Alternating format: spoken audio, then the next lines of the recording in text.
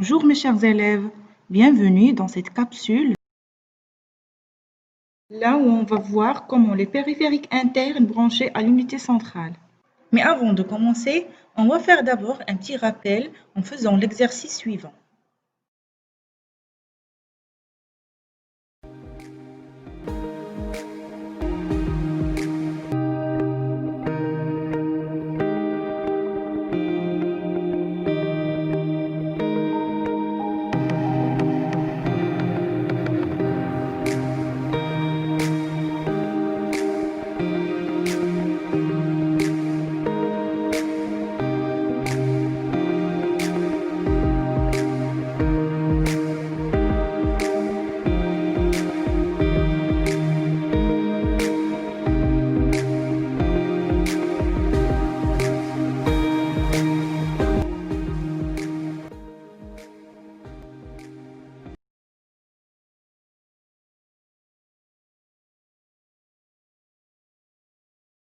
Et maintenant, je vous invite à regarder cette vidéo attentivement. Je vous embarque pour une visite dans le cœur même de l'unité centrale. Ici sur la vidéo, nous avons une unité centrale qui a été ouverte. Ce qui frappe, évidemment, c'est que cette unité centrale contient essentiellement du vide. Il n'y a pas grand-chose dedans. Voyons quand même quels sont les composants essentiels que l'on y trouve. Premier composant que nous allons décrire est celui qui se trouve en haut et à gauche de l'image, là actuellement, ce boîtier métallique qui est en fait l'alimentation électrique de l'ordinateur. Si vous observez cette alimentation électrique, vous voyez de nombreux fils électriques qui se dirigent vers les autres composants de l'ordinateur pour leur fournir l'alimentation électrique. Dans le fond de l'unité centrale, vous voyez cette carte, cette plaque de couleur bleu-verte, c'est ce que l'on appelle la carte mère. La carte mère sert en fait à accueillir tous les composants de l'unité centrale. Premier composant essentiel, le plus essentiel de tout est sans doute celui-ci, le processeur.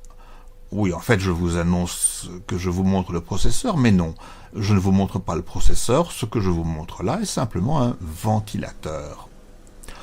Sous le ventilateur, par contre, se cache un autre composant encore, qui est le radiateur. Ce radiateur est formé de plaques métalliques, d'ailettes métalliques.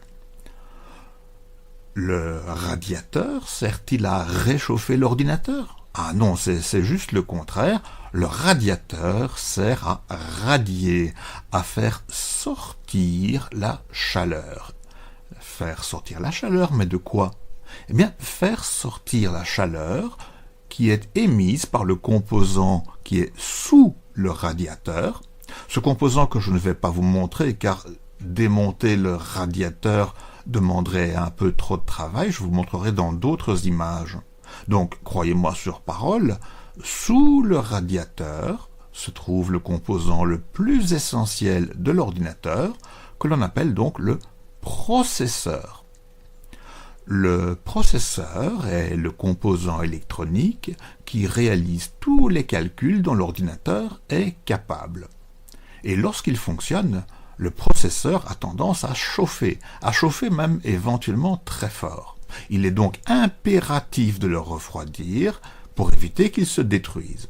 C'est le rôle du radiateur d'extraire la chaleur venant du processeur, cependant que au-dessus du radiateur, on pose encore un ventilateur qui sert à extraire la chaleur du radiateur et envoyer cette chaleur vers l'extérieur. Voici donc pour le processeur, dont je vous rappelle que je ne voulais pas montrer. Il faut me croire sur parole. Autre composant important, et qui se trouve ici juste à côté du processeur, Ce sont les deux petites cartes, deux petites barres. On pourrait encore dire des barrettes pour des petites barres. Ces barrettes peuvent être enlevées facilement. Et voici comment se présente cette barrette, qui est en fait une barrette de mémoire. C'est la mémoire vive de l'ordinateur. S'il est facile de l'enlever, il est aussi extrêmement facile de la remettre. La mémoire de l'ordinateur présente un grand désavantage, c'est que lorsque le courant est coupé, eh bien, tout le contenu de la mémoire disparaît, c'est effacé. Il n'y a aucun moyen de récupérer, ce qui est très ennuyeux. Pour éviter de perdre les informations qui ont été calculées ou qui ont été introduites durant une séance de travail, on ajoute dans l'ordinateur un autre composant. L'on voit ici sur la tranche, cet autre composant, c'est le disque dur. Le disque dur présente lui donc le grand avantage par rapport à la mémoire vive, c'est que lorsque le courant se coupe, toutes les informations qui ont été enregistrées sur le disque dur y restent, même si donc le courant est coupé. Le disque dur est connecté par ce câble rouge, cette nappe, dit-on, à la carte mère. Un autre connecteur du même type, ici il est orange mais la couleur n'a pas d'importance, un autre connecteur donc quitte également la carte mère et s'en va rejoindre un autre composant de l'ordinateur qui est situé un peu à l'écart. Ce composant est un lecteur de CD ou un lecteur de DVD. On parlera généralement d'un lecteur de disque optique.